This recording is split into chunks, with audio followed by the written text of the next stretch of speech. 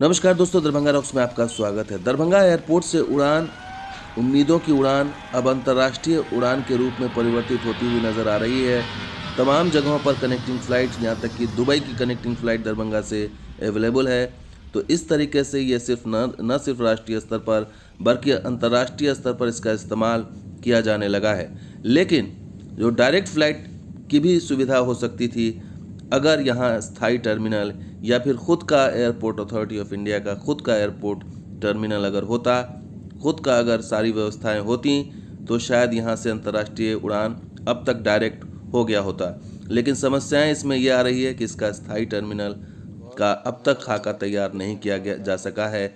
वजह है यह है कि भूमि हस्तांतरण जो होना था, लैंड ट्रांसफ़र होना था, वो अब तक नहीं हुआ है और वो अब तक फाइलों में उलझा हुआ है और उसे फाइलों से निकाल करके उसके ओके करना ज़रूरी है।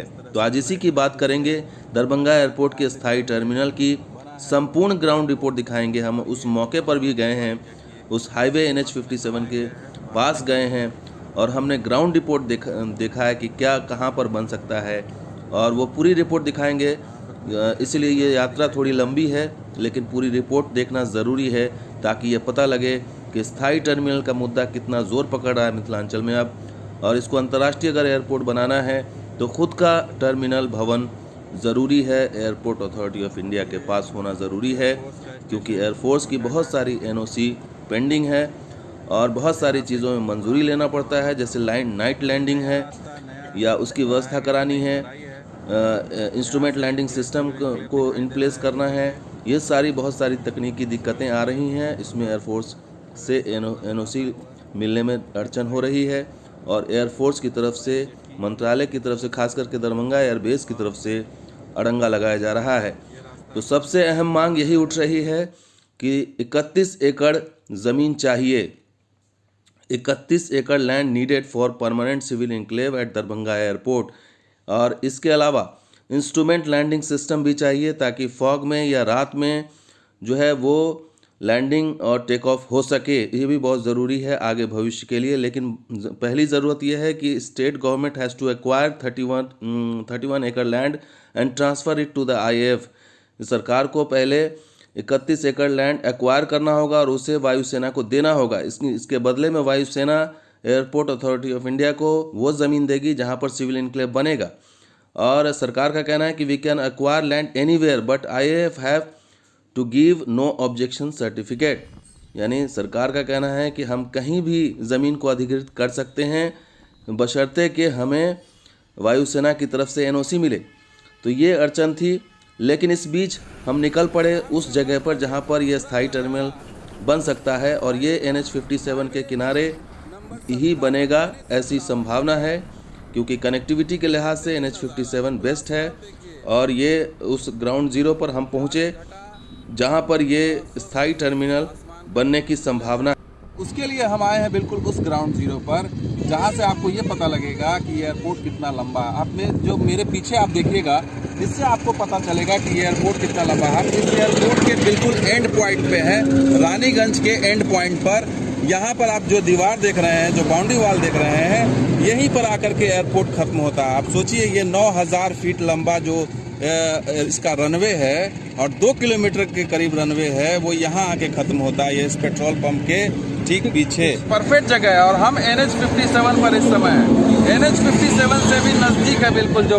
तो आपको सबसे बड़ी चीज़ ये बता दें कि जो civil enclave, permanent civil enclave बनेगा, वो इसी NH57 के से जुड़ा हुआ बनेगा। यानी जो 31 एकड़ ज़मीन जो बिहार सरकार देगी, वो इसी के बराबर में देगी। और हो सकता है कि यहाँ दे या इससे थोड़ा आगे दे, लेकिन 31 एकड़ ज़मीन का अधिग्रहण जो होना है या हो गया होगा।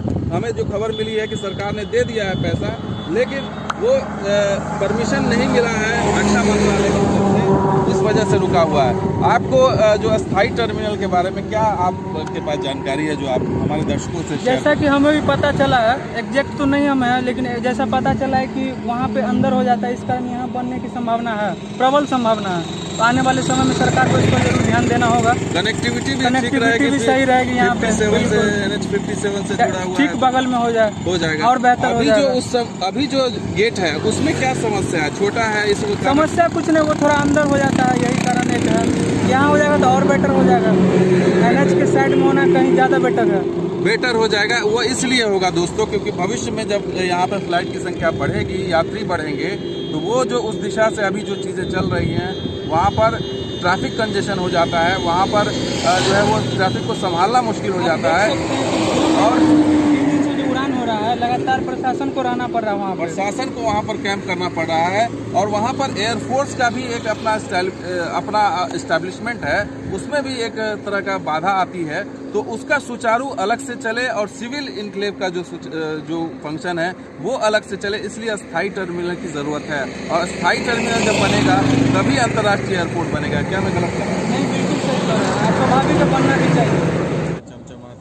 तो ये वही जगह है NH 57 के आसपास का जहां पर कहीं पर जो है वो ज़मीन अधिग्रहण होना है, लेकिन वो चिन्हित जगह नहीं किया जा सका है अब तक। और वो इसकी वजह ये है कि भारतीय वायुसेना की तरफ से, मंत्रालय की तरफ से जो है वो NOC नहीं मिला है। इस वजह से बिहार सरकार या फिर एयरपोर्ट अथॉरिटी ऑफ इंडिया ये मजबूर है, बेबस है कि इससे आगे काम नहीं किया जा सका है अब तक। तो इस ऐसे में ज़रूरी ये है कि एयरपोर्ट अथॉरिटी ऑफ इंडिया का खुद का टर्मिनल हो या खुद का रनवे हो, तो ये सारी बाधाएं नहीं होती और ये बाधाएं आगे भविष्य में दिक्कतें पैदा कर सकती हैं।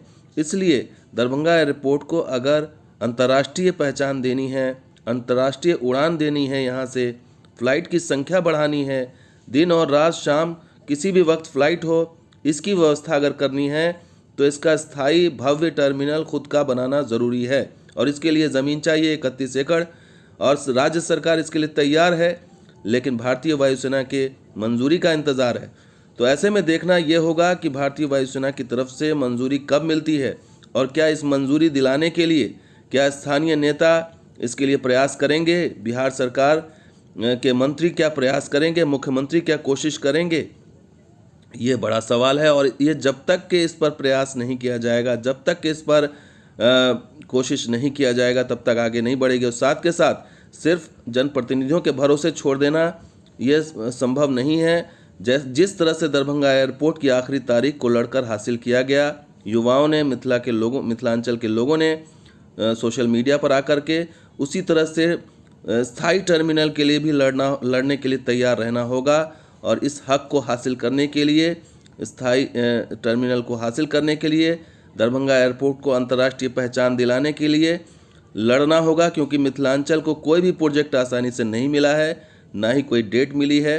इसलिए इस बार भी स्थायी टर्मिनल को हासिल करने के लिए और दरभंगा को अंतर्राष्ट्रीय एयरपोर्ट बनवाने के लिए ये ज़रूरी है कि तैयार रहें लोग, और एक और मुहिम के लिए तैयार रहें, एक और मुहिम के लिए जुड़ने के लिए तैयार रहें। तो ये आगे भी स्थिति ऐसी बनी रहेगी। अगर हम तैयार नहीं हुए तो हमें इसी तरह दरभंगा एयरपोर्ट की तरह ही, जो 2 साल लटक गया मामला बनने के बाद भी, कहीं ऐसा ना हो कि स्थायी टर्मिनल के लिए भी हमें तरसना पड़ जाए। तो दोस्तों, वीडियो कैसा लगा ज़रूर लाइक कीजिए, शेयर कीजिए, कमेंट कीजिए, सब्सक्राइब कीजिए। कुछ और वीडियो के साथ हाजिर होंगे। आप देखते हैं दरभंगा रॉक्स और हमारा सहयोगी बिहार स्पॉट भी। शुक्रिया, धन्यवाद, जय हिंद।